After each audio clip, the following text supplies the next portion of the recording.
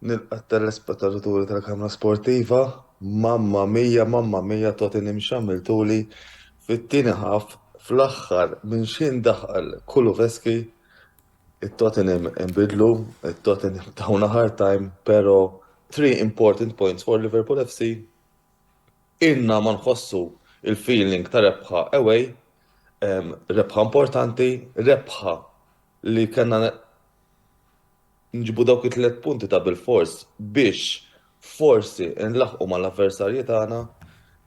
Il-backdrop tiegħi tal-lum qed insib kif qed taraw fil-ġemp hemm Salah u Konate, żewġ players importanti, żewġ players li għamlu differenza. Salah skorja żewġ goals importanti, żewġ goals tar-rebħa. Konate kien il-player li ħassejna ħafna fuq wara. Rajna id-differenza ta' meta Konate ma jkunx qed jilgħab. Konate kien dak il-player li żamna fil-partita, tista' ngħid bħal logħba preċedenti li labna kontra Napoli. L-istess żewġ players jerġgħu jilagħbu logħba tajba immens, Mohamed Salah u Ibu Konate. Konate li kieku ma kienx llum Tottenham Hotspurs kienu ċertament jerkunna l-logħba. Nistgħu ngħidu li Spurs kienu ħafna lucky li ma ġabux 3 punti, żewġ lasti, azzjonijiet fil-kaxxa kontinwi l-aħħar 20 minuta, tista' tgħid ma' kull cross qalbi kienet se tieqaf, però rebħa meritata lejn Liverpool fis-sens li kontrollaw il-logħba u żammew id-distak tar-rebħa sal l-aħħar sekondi tal-logħba li kieku ma kienx nerġa' ngħid il-man of the match għalija personali Ibu Konate illum il-Liverpool ħarġu b'telfa. Jiena għalija Liverpool fl-aħħar qed jerġgħu jsibu dik in-naqa forma li kienu qed jimmissjaw għal tul ta' żmien. Il-Liverpool bħat Tottenham Hotspurs, żewġ timiet li rajna llum, qed jimmissjaw ħafna players b'injuries.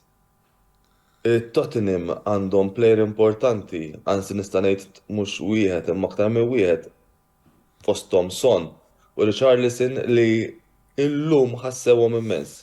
Ovvjament il-Liverpool ħassew in-nuqqas ta' players importanti wkoll li qegħdin fin-nuqqas tal-Liverpool fosthom Diogo Jota u Luis Diaz. Hemm plejer ieħor inġert ukoll Matip li seta' kien ikun fuq il-bankina llum li kieku ma kienx inġert u kien ikollna bankina b'tar saħħitha, qed iħossna aktar komdi fuq wara Bibu Konate. Il-Liverpool iridu jispiċċaw l-aħħar logħba li fadlhom tal-lig kontra Southampton b'rebħa biex wara il-break kemm xejn twil jaf jerġa' jkollhom il-players kollha tagħhom available u forsi minn hemm nistgħu nerġgħu nibdu noqaħruh. Li kieku u nerġa' ngħid kieku ma fallejniex kontra Nottingham Forest u Leeds United, il-Liverpool illum qegħdin ir-raba' post. Imma kif jgħid il-Malti li kieku waqa' u kiser siequ. Għall-inqas qed insemmu li kiser siequ ma ħarġulniex players b'injuries. Kienu momenti fl-aħħar tal-partita fejn Harry Kane forsi kien naqa' perikolus fil-konfronti tiegħu ma' Ibu Konate, kien minnhom meta ngħidu fl-aħħar ftit minuti li Ibu Konate waqa' fil-kaxxa flimkien meta kellu l-inkontru ma' Harry Kane, kien hemm minnhom ukoll naqa' perikolus. Imma jidher li kollu sew fuq Alisson Becker meta Bentancur ħabat miegħu, jekk jidher li Minister żball Bentancur kien. Il-Liverpool qed jerġgħu ituna wkoll pjaċir kif qed jilagħbu. Il-Liverpool għamlu x-xogħol tagħhom kollu fl-ewwel ħaf, iċ-chances ħaduhom it-tieni ħaf nistgħu ngħidu kif qed aktar kmieni kien tat-Tottenham Hotspur. Jiena ngħid u l-supporters tal-Juventus kif u nsaqsija l-YouTuber kollega tiegħi Mark, kif neħħejtu żewġ plejers bħal dawk bħal Kulusevski li xindaħalu u l-kommentatur beda jgħid li qed jimmissjaw il-fantazija ta' Kulusevski u midfielder ieħor bel-Bentakur. Players li ħassejt li għalija kieku għadhom mal-Juventus qed jagħmlu id-differenza fit-tim.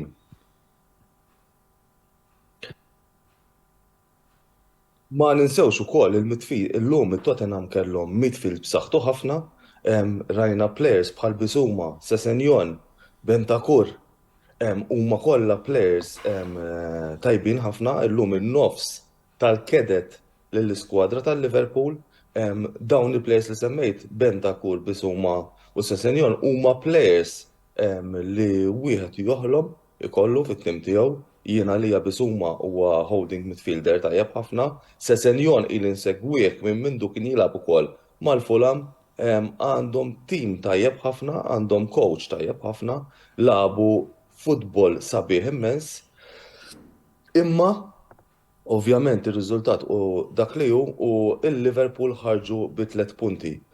Jiena nistenna li ġimgħa d-dieħla Liverpool għandhom żewġ logħbiet kontra Derby County fil-League Cup, qed nistenna li Liverpool ma jniżlux tim daqshekk b'saħħtu, tgħid li l-League Cup mhux importanti wkoll li tavvanza fil-League Cup u jkollok ċans għal tazza huwa importanti, però huwa aktar importanti li Liverpool jerbħu l-aħħar logħba ta' qabel il-World Cup kontra Southampton. Jien qed nistenna lil Jurgen Klopp kontra Derby County li Liverpool ħelabu ġewwa fil-ġewwa home ħajniżżel timna aktar żagħżugħ u ħajserraħ il-players għal kontra Southampton. Li qed jinkwetani bħas-soltu u naqa' li qed jissemma fuq is-social media, speċjalment fuq Twitter, fej il-Southampton qed isemmu li l-coach ħajkeċċuh u qiegħed viċin is-sacking tiegħu. Jiena jiddispjaċini jekk jiġri hekk għax kif nafu wara kull logħba li tim ineħħi il-coach tiegħu, it-tim jerġa' jirrispondi b'forma ta' logħba tajba ħafna u nibża li nara u ħankun qiegħed hemm nibża li nara Southampton who will turn into prime Barcelona. Nisperaw li ma jiġrix hekk. Southampton huwa tim li meta jqum mal-okkażjoni jagħti hard time lill-opponenti. Fil-logħob tal-passat esperjenza jniek diġà ma' Southampton fejn meta Southampton kienu rebħulna l-iskor ta' 1-0 u ma wieħed m'għandux jieħu for granted timijiet bħal dawn. X'inhu l-pass li jmiss Liverpool? Ġej għall-World Cup il-Liverpool irdu jinvestu kif qal Jurgen Klopp aktar kmieni dil-ġimgħa huwa importanti li l-Liverpool jinvestu fis-sens għala hu stess li ħass li kellhom fit-transfer window l-għaddiet jixtru plejer f'ċertu pożizzjoni fimta fil-midfield għax kien hemm il-bżonn li jixtruh dak il-plejer u ma qalx li għandhom bżonn jixtru plejer fil-midfield ukoll, imma qal li hemm bżonn ukoll isaħħu pożizzjonijiet oħra. Ċertament illum rajna lil Perisic ta' hard time ħafna wkoll li Trent Alexander-Arnold. Il-mistoqsija tibqa' Trent Alexander-Arnold għandu jibqa' jilgħab bħala right back min għandu jilgħab floku. Forsi naraw naqa' in action il-Calvin Ramsey kontra Derby u forsi nkunu nafu wkoll xi jsarraf Calvin Ramsey fil-pożizzjoni tar-right back. Trent Alexander-Arnold dejjem qed jibqa' jissemma li hemm ċans kbir jilgħab fil-pożizzjoni ta' midfielder. Trent Alexander-Arnold huwa plejer li jista' jilagħba dik il-logħba, però għadna rridu naraw x'ħajjiġri l quddiem bl-iskwadra tal-Liverpool. Issemma wkoll fit-Transfer News li il-Liverpool lesti li jinvestu, ovvjament qed ngħidu rumors, lesti li jinvestu f'midfielder tajjeb, apparti li l-Liverpool it-target prime tagħhom huwa Jude Bellingham qed tissemma wkoll Declan Rice, imma irdu naraw x'ħaj jiġri iktar il-qoddim wara l-World Cup u fit-transfer window ta' Jannar. Illum it-Tottenham labu tajjeb ħafna, kellhom chances fej jitilgħu jerbħu jiġu fuq il-vantaġġ fit-tieni ħaf, kien hemm okkażjonijiet fej il-Liverpool kieku ma qagħdux aktar attenti, setgħu Tottenham igawdu penalty, speċjalment meta Thiago Alcantara mar biex jiklirja l-ballun. Ikolli ngħid naħseb laqat wiċċ Lucas Moura, dawk mill-sitwazzjonijiet il-Liverpool irridu jevitawhom, irridu jqogħdu jkunu aktar kawti, irridu jkunu aktar kalmi, ħaġa li l-Liverpool qed jaħdmu fuqha biex jerġgħu jsibu il-forma ta' qabel. Overall, ma nistax ngħid li jiena diżappuntat bir-rebħa tal-lum. Jurgen Klopp wera li huwa happy, reġa' beda jintegra ma' supporters wara ħafna żmien li kien ilu ma jkollna away win game u jalla nerġgħu nibdew naraw daw it-tip ta' prestazzjonijiet għax fl-aħħar mill-aħħar mhux l-iskor kemm hu kbir jgħod, imma it-3 punti li tieħu mir-rebħa u xejn aktar. Jiena li man of the match nerġa' mmur bejn Mohamed Salah u Konate għalija personali bħalma kien kontra Napoli, Ibbu Konate wera li huwa wieħed mill-aħjar difensuri ċentrali li hemm bħalissa flimkien fil-Premier League u jiena tal-opinjoni li bħalissa fil-Premier League l-aħjar żewġ difensuri ċentrali huma Ibbu Konate flimkien mal-Franċiż William Saliba, ġifieri hawnhekk ninsemmu defensive pair li huma tnej Franċiżi u li jiena nistenna li Deschamps jaqgħadhom it-tnejn flimkien man-nazzjonal ta' Franza. Allum jieħa nieqafaw ngħaddi il-kollega tiegħi Jude Kawki biex jgħaddi kemmtejn dwar il-partita bejn Aston Villa u Manchester United li spiċċat 3 punti għal Aston Villa bir-rebħa ta' 3-1. Narakom Reds u you never walk alone. Għal darb'oħra u nkellimkom il-weekend li ġej wara l-logħba ta' bejn Liverpool u Southampton. Grazzi ħafna.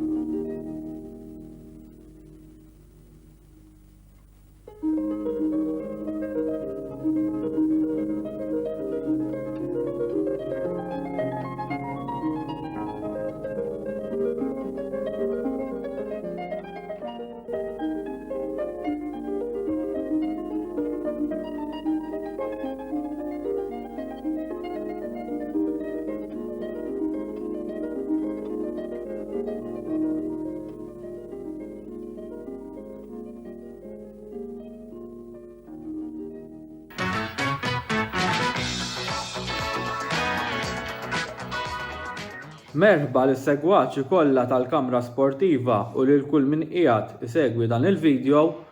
Aston Villa 3, Manchester United 1. Sfortunatament wasal ir-riżultat illi ma xtaqniex bħala partitarji. Naħseb tħallna din il-partita konfidenti wara l-aħħar wirjiet li wera t-tim, konna għaddejjin tista' tgħid minn sensiera ta' clean sheets, goals ma bdejniex naqalaw, bdejna nirbħu l-lobiet, ġifieri l-aħħar ġiex lobiet ukoll irbaħna kontra l-West Ham u kontra l-Real Sociedad u tħallna l-partita konfidenti. Però illum naħseb illi wer shell shock, speċjalment l-ewwel 10 minuti fejn rajna l-aħjar tim jarbaħ il-partita. Ġifieri llum let's not run away from it, ġifieri l-Aston Villa kien l-aqwa tim fil-ground u kien jixraq ilhom illi jerbħu u jieħdu 3 punti minn din il-partita. U ta' dan ninżel kappell lil-Unai Emery illi qasir żmien irnexxielu jimmotiva skwadra illi kienet tista' tgħid demotivata ħafna taħt l-ex coach ta' Aston Villa Steven Gerrard u f'temp ta' qasir żmien immotiva lit-tim Unai Emery u ta' prestazzjoni tajba ħafna illum.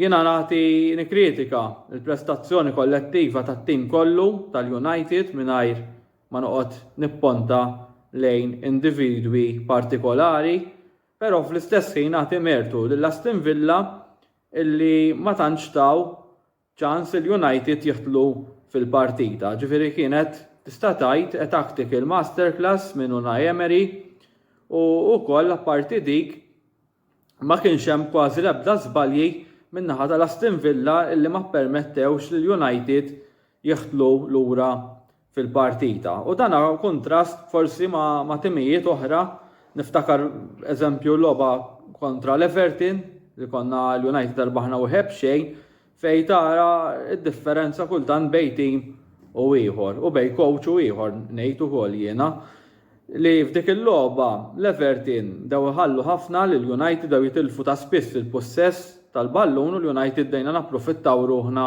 minn dik is-sitwazzjoni. Illum l-Aston Villa għamlu ċerta għadu attenti illi ma jħallulna l-ebda spazju u chances li neħtlu fil-partita. Kienet prestazzjoni ovvjament li ħażditna bħala partitarji li sibruħek diġà tnejb xejn wara 12 minuta kienet xi ħaġa li sorprendietna, però dejjem hemm minna illi nistgħu neħtlu lura fil-partita. U bl-ewwel ħaf tista' tgħid kien kwiet ħafna, ġifieri kien totalment dominanti mill-Aston Villa.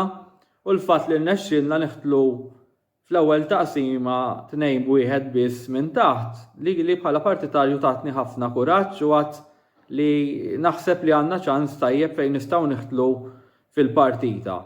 Però sfortunatament dan ma seħħx ġifieri għaliex fit-tieni taqsima l-Aston Villa kmieni fil-partita raġgħu skurjaw it-tielet gowl li tista' tgħid għalkemm kien fadal ħafna ħin imma moralment għalaq il-partita.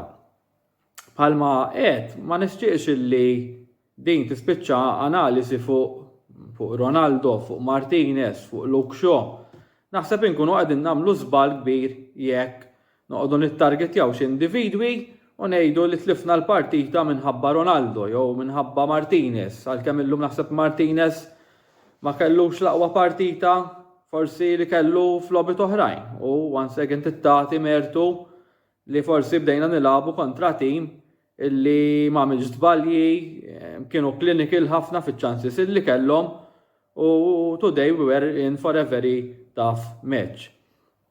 Naħseb illi ħarġet issue f'din il-partita li konna diġà nafu bħala partitarji, ġifieri nafu kemm għandna problema bħalissa bid-debt tal-iskwadra u il-fatt li qegħdin nilagħbu ħafna logħbiet bl-istess players għaliex ma ninsewx li għandna l-injuries ukoll bħalissa għandna l-players nieqsin bħalma għandna l-Sancho, bħalma għandna l-Antony u dawn huma bħalma għandna l-Varan u dawn huma issues allura li tilab dejjem bl-istess tim fil-Premier League mhijiex se taħdem. U naħseb li bil-fixtures kollha li ġejjin, speċjalment wara l-World Cup, naħseb jekk il-klabb mhux se jibbekkja lil Erik ten Hag, jista' jkun illi sembatu biex neħtlu mal-ewwel erba'.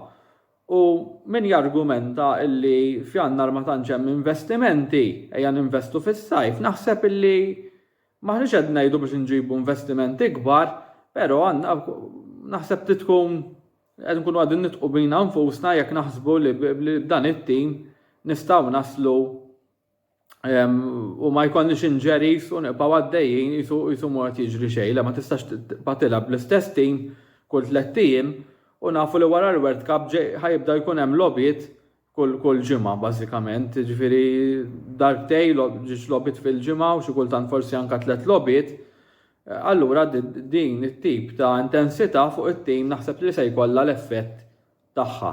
Qabel din il-logħba bdejna naħsbu forsi li jisma' għal-raba post jista' nkunu wieħed mit-timijiet il-favoriti, però logħbiet bħal dawn imbagħad iġaluk tistaqsi lilek innifsek kemm għandna nkunu fost il-favoriti meta tqis il-konsistenza li qed ikollhom Arsenal, il-Manchester City, il-Newcastle li daħlu u s-sanka Newcastle qegħdin fuq il-United. U r-raba post nafu li it is up for grabs, nemmen li jista' jkun bejn it-Tottenham, Liverpool irid wieħed jara x'tip ta' reazzjoni se jkollhom ukoll fil-lig, Chelsea l-istess hemm ħafna mistoqsijiet kbar, però ovvjament irridu naraw. Jiena naħseb li jekk il-Man United ma ninvestux fl-iskwadra, jistgħu nitilfu opportunità tajba dis-sena illi nkunu aħna illi neħtlu mal-ewwel 4. Fuq ix-shows oħrajn ukoll fosthom nixtieq nitkellem ftit fuq Ronaldo speċjalment. Ronaldo naħseb illum eżempju ħassejt illi kien hemm mumenti fejn naħseb bħal il-free kick eżempju fit-tieni taqsima meta forsi kellna opportunità illi neħtlu fil-partita ma nafx kif ċertu free kicks pajtihom Ronaldo għalkemm Eriksen qiegħed jagħti wkoll free kicks, però naħseb li Eriksen għandu jkun il-main set piece taker tal-United speċjalment fejn jieħtlu free kicks. Ronaldo onestament għalkemm skurja ħafna goals bih bħala free kick ma naħsibx li għandu jkun il-main free kick taker tal-United. U rajna wkoll deċiżjonijiet ukoll żbaljati fit-tim fosthom meta Dalot sapruħu f'pożizzjoni vera tajba fit-tieni ħaff fejn seta' daħħalna fil-partita illi iddeċida ħażin. Ġifieri naħseb illum naħseb il-players kollha kellhom off game. Però ejja ma nibdewx naraw nkunu drammatiċi, aħna din nsejħulu proċess dan u lobit bħallum juruna u forsi jagħtuna raġun għal fejn qegħdin nsejħulu proċess. Dan għadu tim li mhuwiex lest, naħseb li sar improvement jiena anka mill-bidu tal-istaġun għaliex forsi kieku f'logħba oħra kieku għadna bl-istess mentalità tal-bidu tal-istaġun jista' jkun li konna neħtlu fl-ewwel taqsima 4-5 minn taħt. Però tħallna 2 minn taħt u naħseb hemmhekk it-tim wera ċertu karattru. Ma ninsewx ukoll il-fatturi kollha wkoll kultant li daw ir-riżultati jistgħu jkollhom ukoll, ġifieri ma ninsewx li Aston Villa kellhom coach ġdid u naħseb l-opinjoni tiegħi huwa coach bravu ħafna u bħala parti tal-United nafu kemm fil-passat it-tormentana dan il-coach, niftakru li tlifna sfortunatament il-final tal-Europa League kontra Villarreal kontra l-istess coach.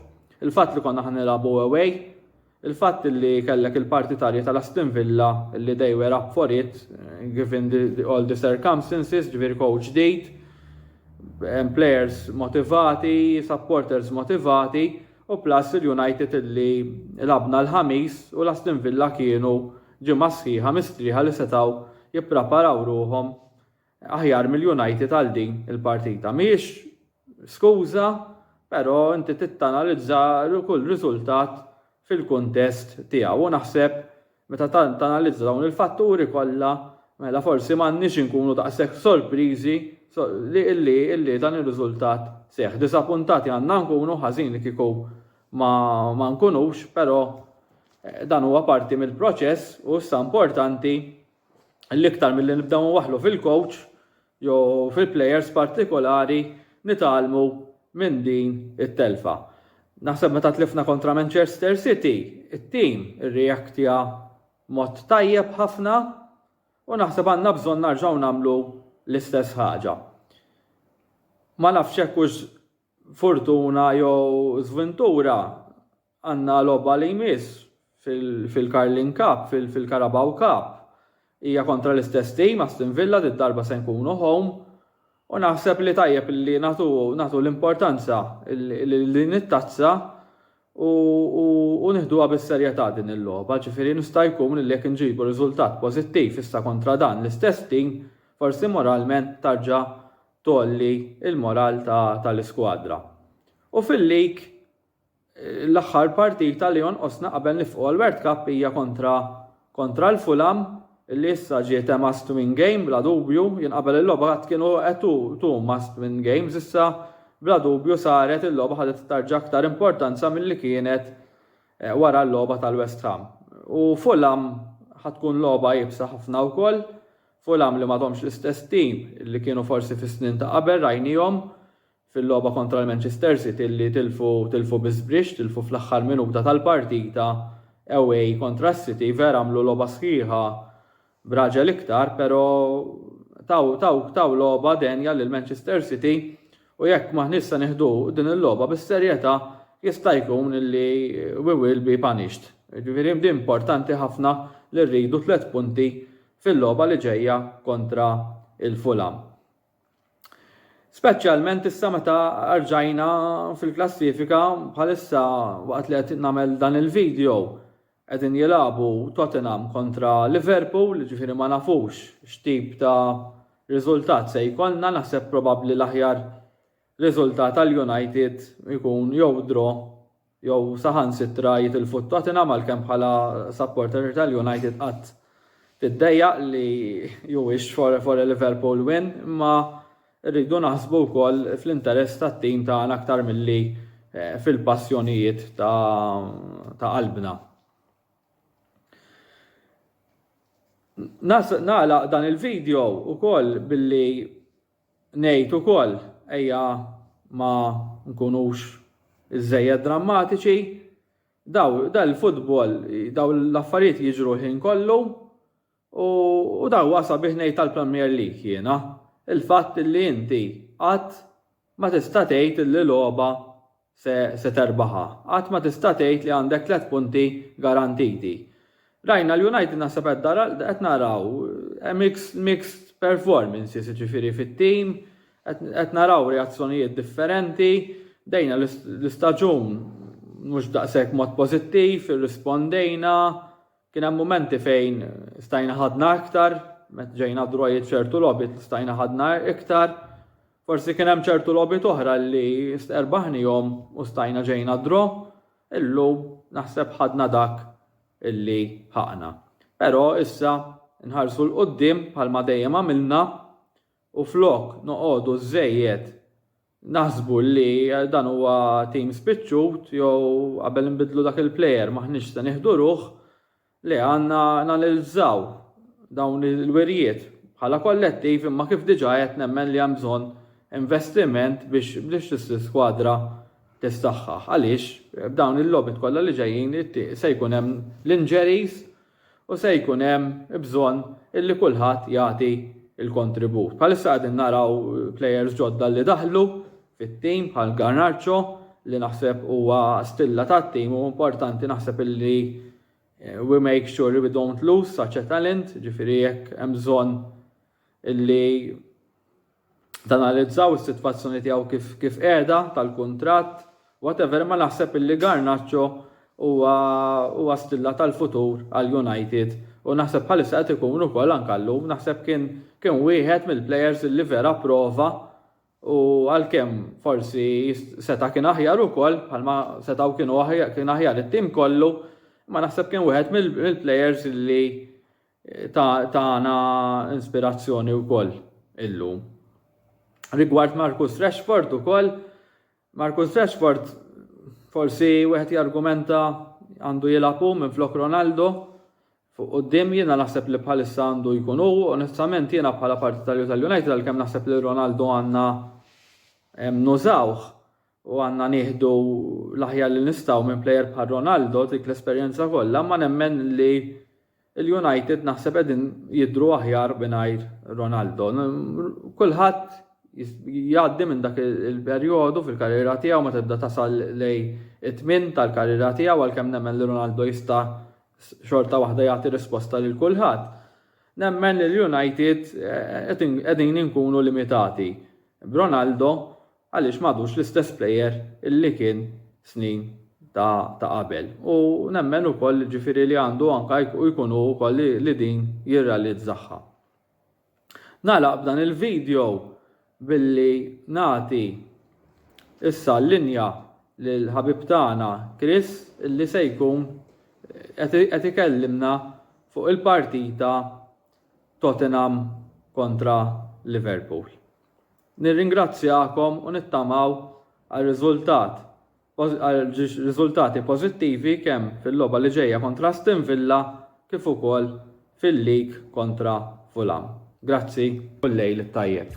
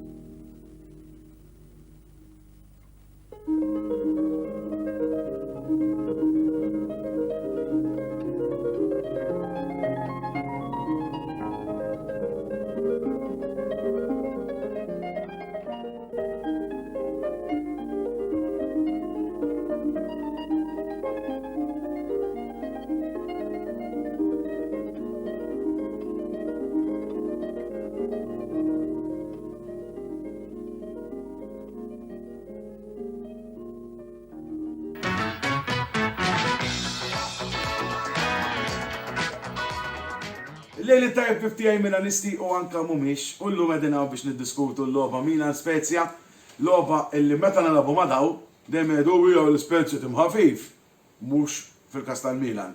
Hija logħba fejn il-Milan dejjem imbagħtu ma' daw it-tim. Ġieli anke blajnuna ta' referis. U jien ngħidu llum ir-referi Fabbri la kien tajjeb fuq naħa fuq naħa oħra. Ta' żbalji illi ma kkondizzjonawx il-logħba għax ir-riżultat ta' 2 huwa riżultat ġust. Konna ħjar minnhom, u skurja plejer illi xtaqt li jiskurja. Ovvjament qed nirreferi għal Daniel Maldini t-tifel tal-kbir Paolo, ta' nannu Cesare, ma tafu d-dinastija Maldini la għaddejja sa fil-Milan, jekk min issejr żball mill-1900 u fuq il-50 ħaġek.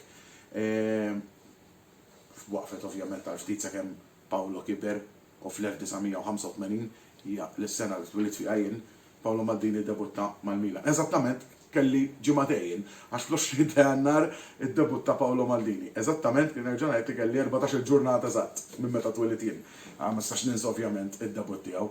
Daniel Maldini s-sena l-oħra skurja l-uniku gowl tiegħu sissa mal-Milan flop uffiċjali ġo Spezia. Għal min jiftakar konna rbaħna 2-1 l-istess, kienu skurjaw u Brahim Diaz, kien skurja bir-ras. Fataħ l-iskor u xejn.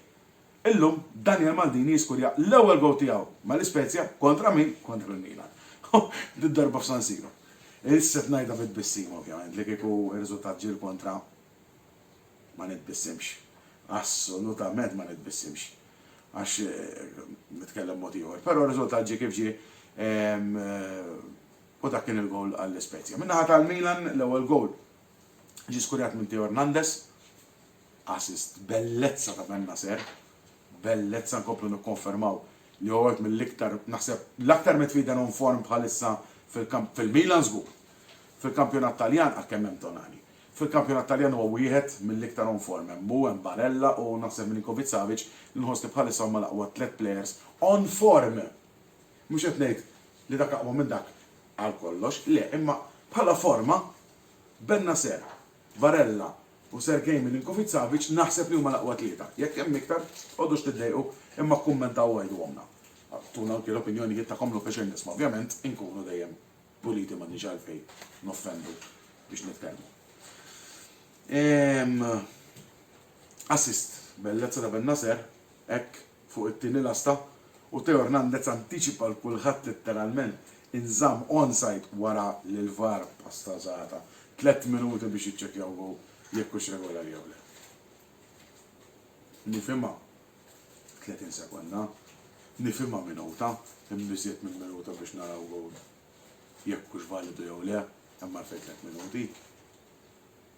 Għax kien hemm problema fil-VAR u għajja fis-sena 2022 ta' għal min forsi nesaq Benfica Juventus milux fiċ-Champions League ma kienx hemm goal line technology għax kien hemm problema fil-VAR. U għajja.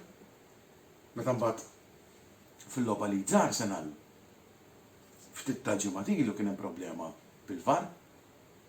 Waqfet il-logħba wara 10 minuti jekk mhux se jiżball u f'nofsija arranġawha.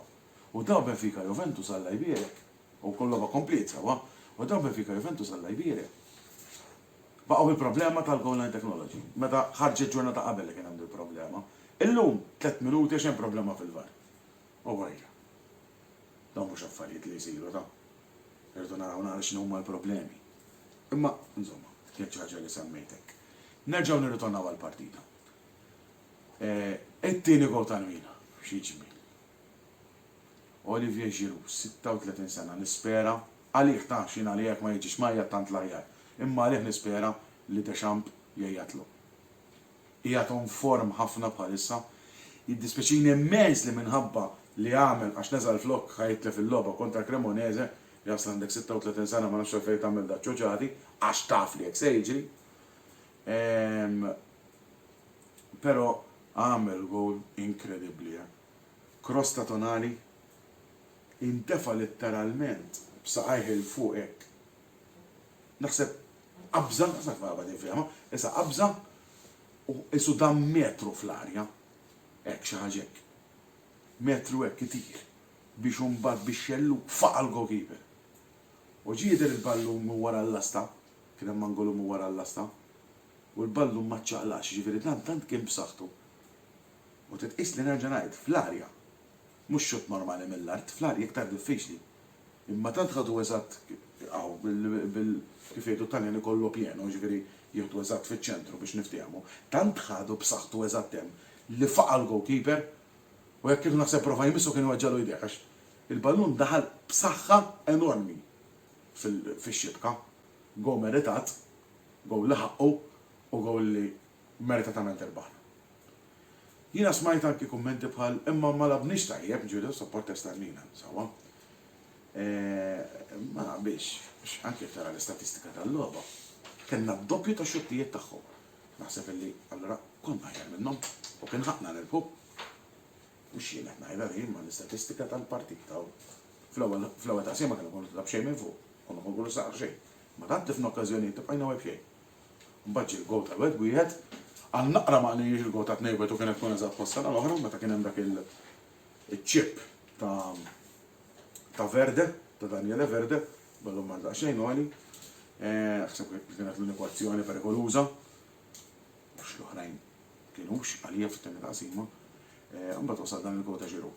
Ftit qabel kassar gol ta' Tonali bellezza wkoll, xut bil-lemin bid-dawrek bażejjer eżattament fir-rokna tax-xibka, nagħta fuq, però l-gol kellu jitħassar għax fil-verità Tomori. Meta għamel l-interventi għamlu. Zlatan ġeħdejja. Ma jistax għol Zlatan ma jidħolx fil-video, sa sar jidħol normali. Fil-fatt tara ġeħdilkom hello u tala. Kemm ġeħd hello u tala. Daga jrid jagħmel l-intervent ta' ġeħdijaw. U naflu bħalissa l-editur Antonello wara li kurra l-Zlatan jew pjaċir daqsxejn iktar għax inkun naf ħanġibuh nara. Dan huwa Zlatan. Naf li bħalissa Antonello għaw ħafna żgur li jieħdu pjaċir. Jekk ma jimpurtax ħanagħmel daqsxejn ta' talba żgħira mhux ta' pubbliċità xi mhu ħankwadanja xejn minnha.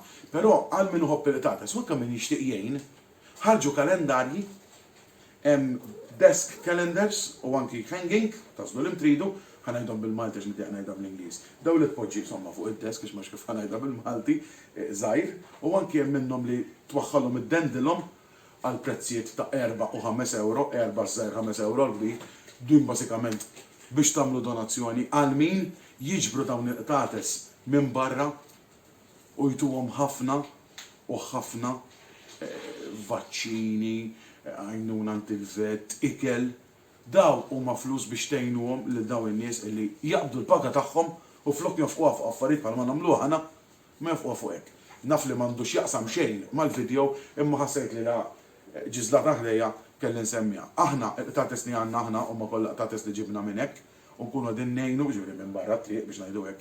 U persuna minnhom illi ħarġet dan il-kalendari tistgħu tkellmu lili ġifieri, tistgħu tkellmu lili u jiena nkellem lil persuna inkarigata. Din hija persuna li tuħsib il-tates ħafna tates u nkunu qegħdin ngħinuha kemm lilha u kemm anke lilna illi nkunu qegħdin niġbru dawn il-tates biex intuhom refuġju u saqaf. Dak kien Dias, mhux ovvjament la tkellem qed irid jitkellem ieħor u bil-fors. Minnu dawn naqru jibsa biex jidħol fil-video x'jistki ftit. Aw warajat. Insomma, x'tkellimt ħafna fuq tates u ħriġna mhux barra mis-suġġett ma ħafna iżjed. Nirritornaw għall-partita lejn l-aħħar letteralment għax tkellimna fuq kollox biex ngħidu hekk. Kienet rebħa importanti li żammejna s-6 punti distak li huma ħafna minn man Napoli, però ġejna qbiżna l-Atalanta. Tgħidli x'tagħmel hu l-Napoli rebħu mal-Atalanta u bekk ġejna qbiżnihom. Hekk xtaqt li jkun ir-riżultat? Le. Xtaqt li rebħu l-Atalanta. Jew imqar draw. Ma kienx il-każ għax in-Napoli ħadu 3 punti oħra. Però ħadna 3 punti aħna wkoll biex għalmenu dawk is-6 punti jibqgħu sħaħ. Jiġifieri nafu li issa Napoli sakemm tispiċċa s-sena 2022 fadal 2 partiti, in-Napoli se jkunu l-ewwel żgur. Għax għandhom distak ta' 6 punti fuq il-Milan. Però aħna nittamaw li daw is-6 noqsu diffiċli, però it-tama l-aħħar li tmut. L-aħħar li rid ngħid illi l-logħba li jmissija nhar it-tlieta kontra Cremonese u ħajkonna 2 plejers neqsin. Iż-żewġ plejers li skurjaw illum, ġifieri Teo u Giroud. Teo għala dik is-safra meta kien hemm l-argument ħansejjaħlu hekk bejn Tonali u Nzola u Giroud għala l-ewwel safra propju fl-istess inċident għax imbotta plejer safra xierqa u t-tieni waħda bħalma semmejna l-ewwel ma tistax tinżel flok. U tuħu safrek. Għamel gol sabiħ imma ċelebrer sabli ma motrit hekk kien sat li fniħ għall-logħba importanti u mhux mal-Cremonese. Mal-Cremonese żammew droll l-Atalanta l-Cremonese. Bħalma l-Lecce żammew droll l-Udinese u l-Napoli. Ma tgħid kontra ħadd u din mixejn. Allora tlifna sija l-Teo u sija l-Giroud. Dawk kienu l-kommenti niltaqgħu. Ma nafx meta ħajder il-video ma jinaħana illum huwa 2 għalikom, eżatt illum huwa 2. Għada ġifieri hemm Cremonese Milan, u mbagħad ovvjament ikun hemm il-video tal-post match anki ta' din il-partita. Il-lejli tajjeb bib tiegħi u dejjem Forza Milan.